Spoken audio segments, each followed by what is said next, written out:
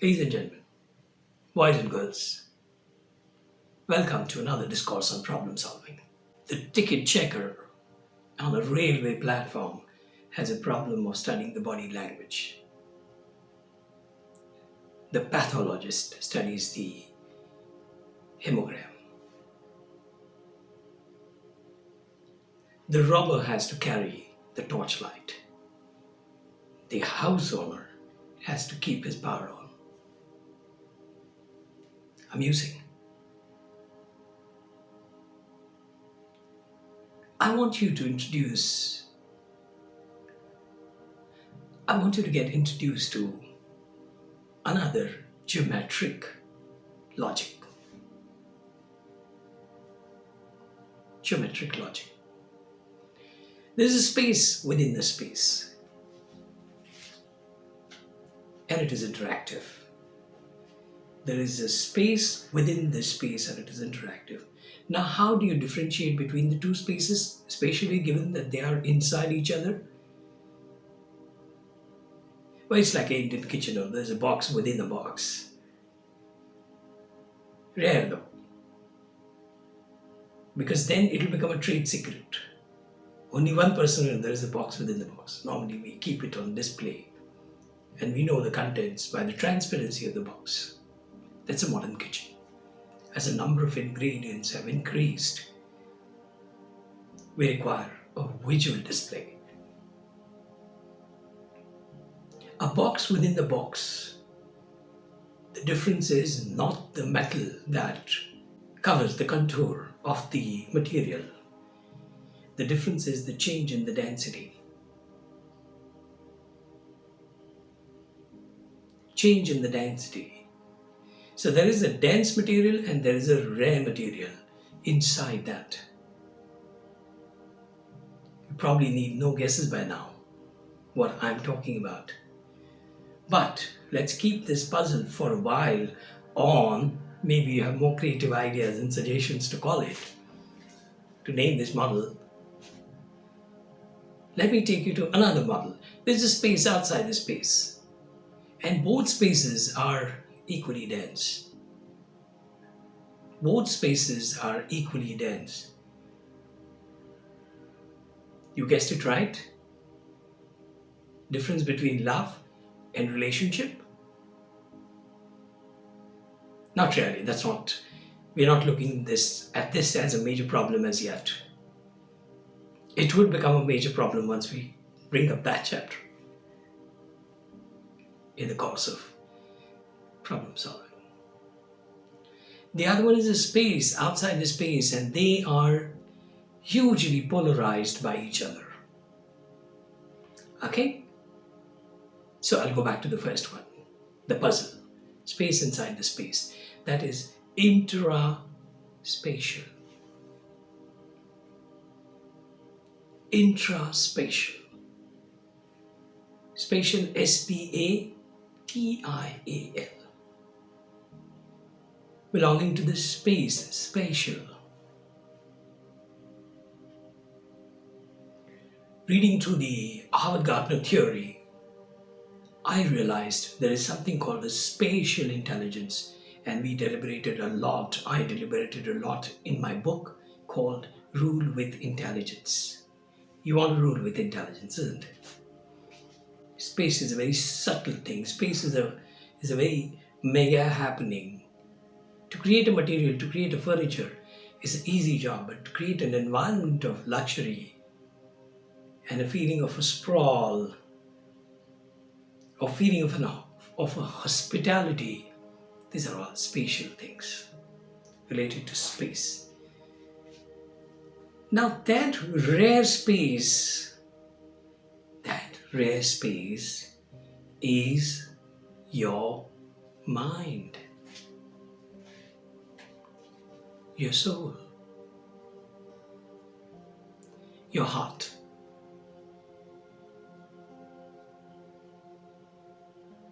Not in the way that a doctor sees your heart, but the way a philosopher sees the heart. A literary sees the heart. So heart, soul, these are the metaphysical contents that are the central responsive section of our life, of our living. And the more intellectual we are, the more we are driven by this. So there's something called inside-out living. You don't have to go any further than this to understand what it means. Inside out. What is inside? It's the soul, the heart, the mind. Mind. I'm always confused where to direct.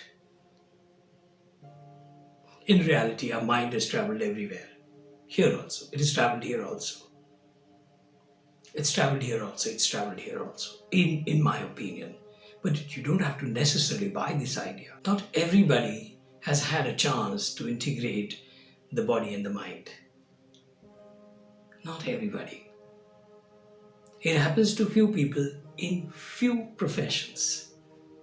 It happens to dancer in dancing profession. It happens to director in the filmmaking profession. It happens to actors in the dramatic profession. It happens to doctors in the doctoring profession. It happens to writers and poets in their respective profession. Oblique role. So there is something that is ruling. My question is that therefore the seat of our problems?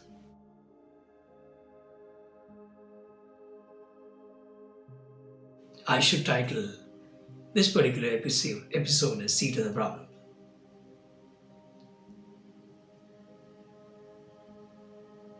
Is that the seat of our problem? Does it rule our correspondence with the universe? Our own universe. So here's my hand, here's my ears, here's my eye. And then there is a soul, there's a mind, there's a heart. You can touch severally, I don't know. Again and again I'm telling you, but I'm very serious about this. I really don't know where to touch. I touch here, considering this is how I think about my soul, and somebody might touch here thinking this is where the mind is, etc., etc. We'll not indulge too much into that. It's a confusion by itself. It's a confusion by itself. Is that the seat of our problem? It could be, it would be, it should be, it must be, ... depending on what we are. There's no commonplace understanding about this. Our intellectual universe is all our own desires, our own self-image. Our intellectual universe cannot be dictated by parents, teachers. They can be inspired by them. At the most, they try to polarize. Suppose my grandfather was a freedom fighter. Suppose my elder sister is a revolutionary. Suppose my eldest brother is a researcher. It doesn't mean that I will be. At the most, they will polarize. There'll be few hearsay things about respective specialization, but that may not change the entirety of my intellect. That's a problem. But yes, to the extent that this is governing my hands and my movements and my body and my aspirations and my drives, my communication, my responses, my receptivity to a stimuli, it's a masterpiece. It is a masterpiece. Sooner or later, you will discover that there is that relationship. So dear all, we started with cosmic. In the last episode, we started with cosmic, effect of cosmic, and we try to find out who is the recipient of that cosmic. And it's here. Indeed, we reflect on the same situation differently. When there's a ray reflecting in our eyes, somebody wants to close the eyes, somebody wants to look deep into this, somebody wants to see where is that mirror effect coming from? What is that sparkle? How much a percentage of light is getting reflected? Somebody just wants to avoid that. No, somebody's trying to focus on me. Our reflections, our responses are a part of our security, and the security comes from how heartful we are, how soulful we are. Isn't it? So problems will originate in this model here, where there is a box inside the box, space inside the space. That's model 1. We'll quickly go into model 2 also. Then we can deliberate individually in the later episodes.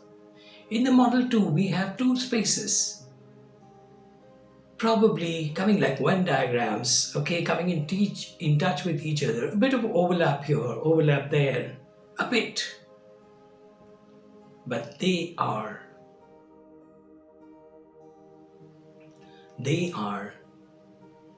mutually exclusive. They are mutually exclusive. So what cooks at Robertson's place does not cook at Robertson's place, even if Robertson is son of Robert.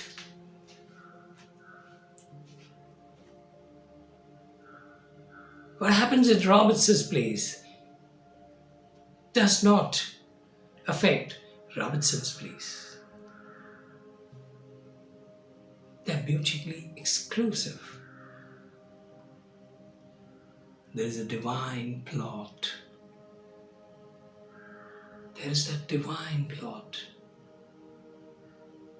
Robertson was all the time playing in the arms of Roberts. He was sent to school, then he graduated from a business school, and now Robertson is a neighbor of Roberts. That's a divine plot. We don't know why it happened. We don't know why it happens. Now there is an exclusivity in the way the 2 homes are run. Okay, one has taken to Islam, other one has taken to has become now, the other family has become part of evangelical society. It's a divine plot. Yet these 2 things would tend to polarize each other. There's an incident, accident, debacle in the neighbor's family. Probably you don't blow up your music system that day, at least for a day. You don't blow that up. For a while everything is calm and quiet. That's why they are big events. That's why they are big events. They are big because they affect larger population in larger way. It might turn somebody, a distant neighbor, maybe 4 houses later, into a philosopher the way things happen in Robertson's place. We are polarized. So, in the realm of problem solving, in the second model, we have to worry about how our surroundings affect us. Do they compel us to do something? Do they force us to do something? Do they stop us from doing something? In the neighborhood, a priest stays. Obviously, in this house, parents would hover to thrash a child. There'll be aversion to do that kind of an activity because the priest stays next door.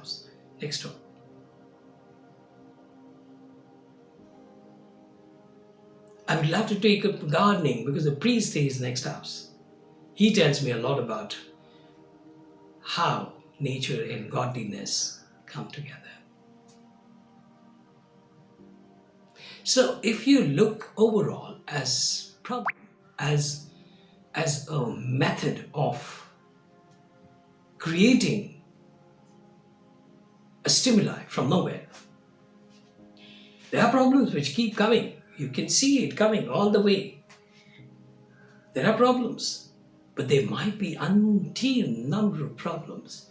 You don't know what hit you. And most of these problems are going to be problems that arise here. This is a seat of problem. And they are mighty sweet problems.